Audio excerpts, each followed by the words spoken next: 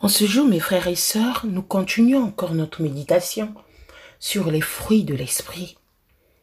Dans les précédentes vidéos, j'ai parlé de la patience, j'ai parlé de la paix. Aujourd'hui, nous allons parler de la fidélité. La fidélité, un fruit de l'esprit.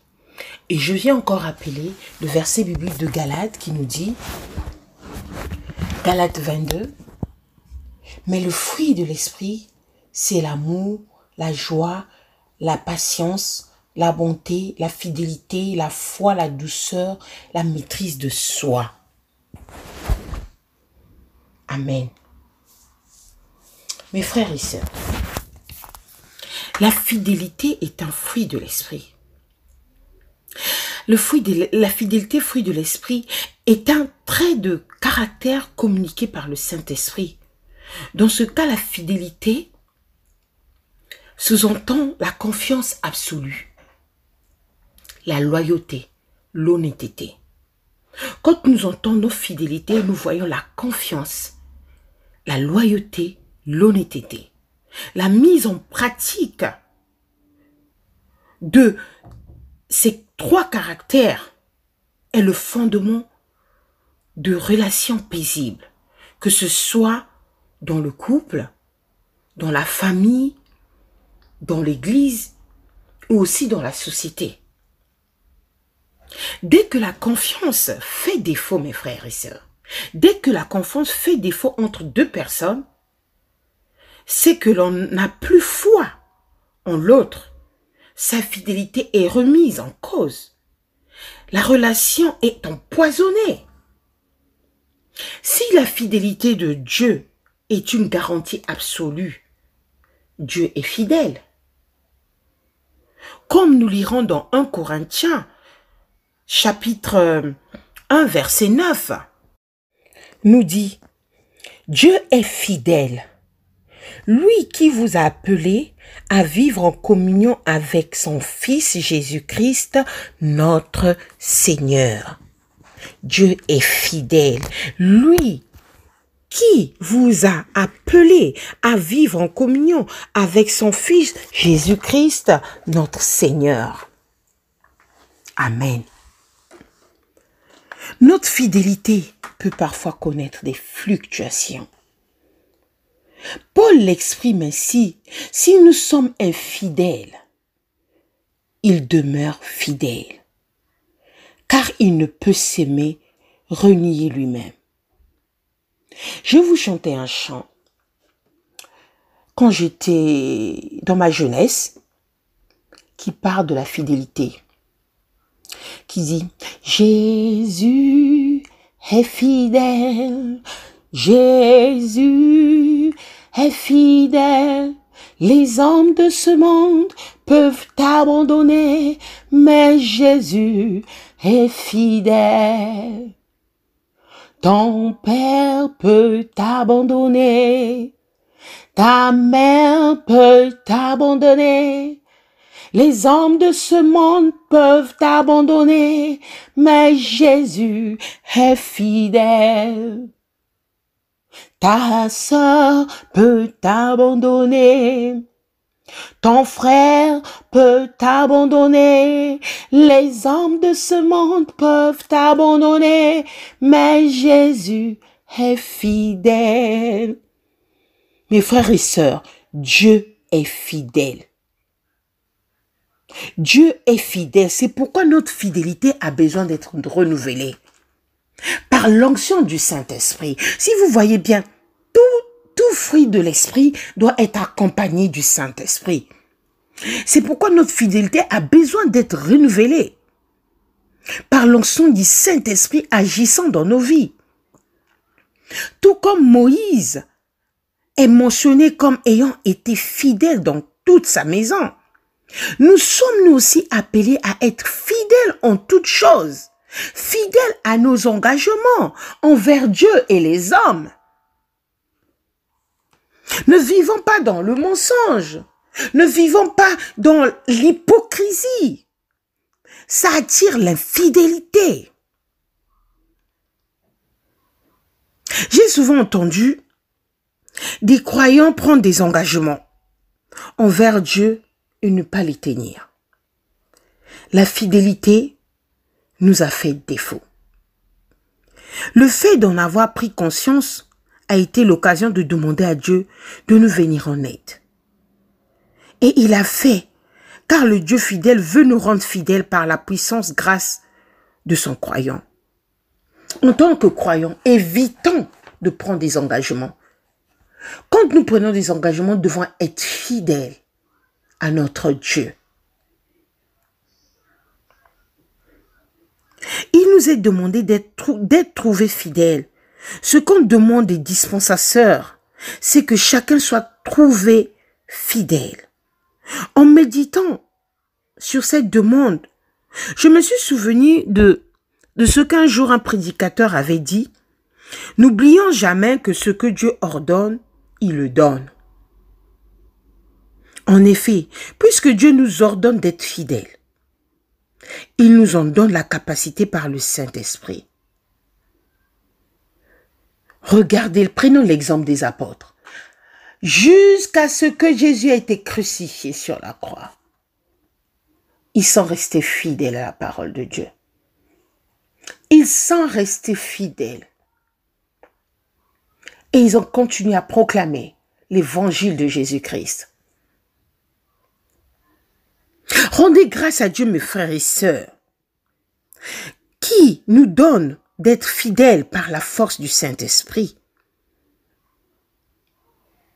À la fin de sa vie, l'apôtre Paul pouvait dire « J'ai achevé la course, j'ai gardé la foi ». Il est resté fidèle à son appel, à sa vocation, à son service, en dispensant fidèlement tout le conseil de Dieu. Mes frères et sœurs, Dieu restera toujours fidèle pour nous. Dieu restera toujours fidèle. Et donc nous, pour être fidèles, nous devons avoir le Saint-Esprit en nous. Fidèle en Dieu et fidèle aux autres. Quand dans un couple, il n'y a pas de fidélité, l'Esprit de Dieu n'est pas. Quand entre deux amis, il n'y a pas la fidélité, l'Esprit de Dieu n'est pas. Et la fidélité est un fruit de l'Esprit. Ce fruit de l'Esprit qui produit en nous une puissance, une marche à suivre. Si l'Esprit de Dieu a dirigé Moïse, a dirigé Abraham, a dirigé tous nos ancêtres, rien n'est impossible que toi, mon frère, ma sœur et moi, que nous ayons cet esprit pour être fidèles. Pour terminer, nous allons chanter encore un chant que nous connaissons tous. Quel ami fidèle et tendre nous avons en Jésus-Christ, toujours prêt à nous entendre, à répondre à notre cri. Il connaît nos défaillances, nos chutes de chaque jour. Sévère en ses exigences, il est riche en son amour. Il connaît nos chutes, mon frère et ma sœur. Il connaît nos défaillances, mais il est toujours là, il est fidèle, il est riche en son amour. Pourquoi ne pas demander son Saint-Esprit pour que nous soyons aussi fidèles à notre Seigneur? Quel ami fidèle et tendre nous avons en Jésus-Christ, toujours prêt à nous comprendre quand nous sommes en souci. Disons-lui toutes nos craintes, ouvrons-lui tout notre cœur. Bientôt ces paroles saintes nous rendront le vrai bonheur. Disons-lui toutes nos craintes, ouvrons-lui tout notre cœur. Bientôt ces paroles saintes nous rendront le vrai bonheur. Quel ami fidèle et tendre nous avons en Jésus-Christ, toujours prêt à nous défendre quand nous presse l'ennemi. Il nous suit dans la mêlée, nous entoure de ses bras, et c'est lui qui tient l'épée, qui décide des combats. Quel ami fidèle et tendre nous avons en Jésus-Christ, toujours prêt à nous apprendre à vaincre en comptant sur lui. Si nous voix vrais et sincères à chercher la sainteté, il écoute nos prières et nous met en liberté.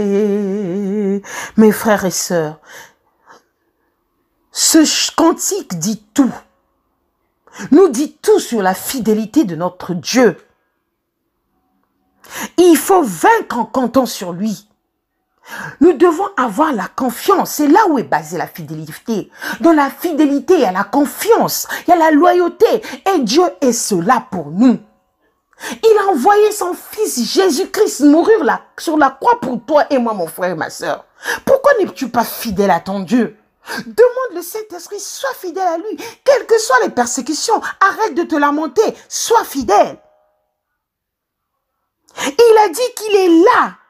Il est prêt à nous défendre quand nous presse l'ennemi. Il est prêt à nous défendre, mes frères et sœurs. C'est pour cela que nous devons demander le Saint-Esprit. Puis s'éloigner de nous tout ce qui est impur. C'est comme un couple qui tient les engagements devant l'église, devant la mairie, qui dit, on se marie pour le meilleur et le pire, je reste fidèle à mon engagement. C'est comme nous, avec notre Dieu, nous restons fidèles. Dans un couple, dans un foyer, il n'y a pas d'infidélité. C'est pour Dieu aussi, c'est pareil. Quand il y a la fidélité, c'est là où le mal envahit nos esprits, nos pensées. Mais avec Dieu, il y a toujours la victoire. N'aie pas peur, mon frère et ma soeur. N'aie pas peur de ce problème qui te tracasse. N'aie pas peur. Dieu, il est là. Soyons fidèles. Demandons avec le Saint-Esprit de Dieu. Demandons le Saint-Esprit de Dieu. Si aujourd'hui, il est avec toi, tu resteras toujours fidèle, quelle que soit la persécution. Que Dieu nous bénisse tous. Amen.